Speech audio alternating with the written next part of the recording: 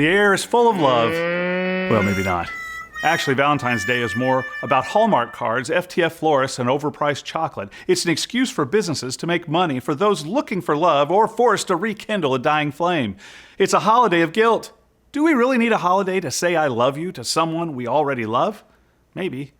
I'd rather go back to where all my love started with my wife. It was 1992, 4 years after I got my BS in finance from the University of South Florida. Go Bulls! I'd recommitted my life to Christ and was headed to Ozark Christian College in Joplin, Missouri. In my preview of the college, I got to meet a girl named Tammy. She was our tour guide for the small campus. I thought she was boy crazy. She thought I was arrogant. One of us was right. In my first college days, I had been a DJ in a dive bar that was voted the #1 nightclub of the University of South Florida after I started working there. Just saying. I partied a lot.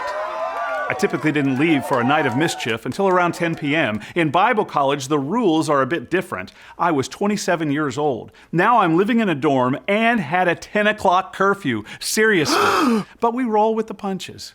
Tammy and I used to go out with big groups of friends, and we'd go bowling, and we'd get custard, and well, that's about it. There wasn't much to do there. The friend group got smaller and smaller throughout the semester. It ended up just being Tammy and I, strictly platonic, I promise. Seriously, she was an 18-year-old kid when I first met her. Come on! Then one night, after eating some custard from the poop machine, you know, the thick custard that comes out into those machines and it looks like poop, but it tastes like yum. Well, anyway, we went to the park in Rolla, Missouri, and we had a great talk.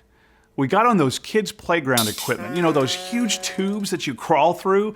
I got on the outside and was looking down, and she was on the inside looking up at me as we just chatted and laughed. It was a very Fault in Our Stars moment. Aww. Then I laughed and bam! Oh! My gum fell out of my mouth and into her hair. That's nasty. Not my most suave moment. I was tempted not to tell her, but how else could it be explained? We spent about 10 plus minutes getting that gum out of her hair. I had her sing to get her mind off of it, because she was a bit panicked. I mean, you don't mess with a girl's hair, not even in Bible college. Well, then we walked back to the car and we looked at each other before getting into the car and we hugged. We'd hugged a couple dozen times before that. We're at Bible college. It's what you do. Everyone hugs. But this time, we hugged.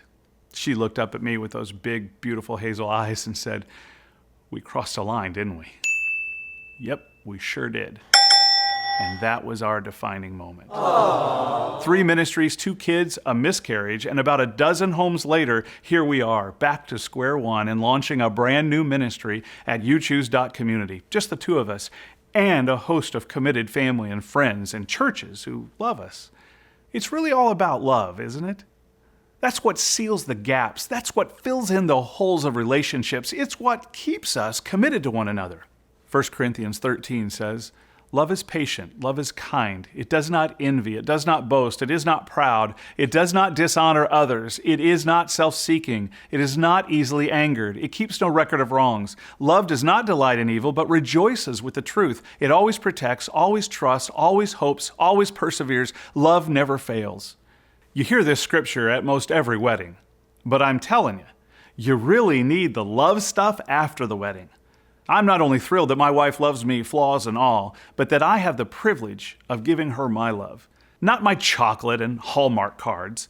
I do my best to love her all year, and she loves me back even when I'm not so lovable.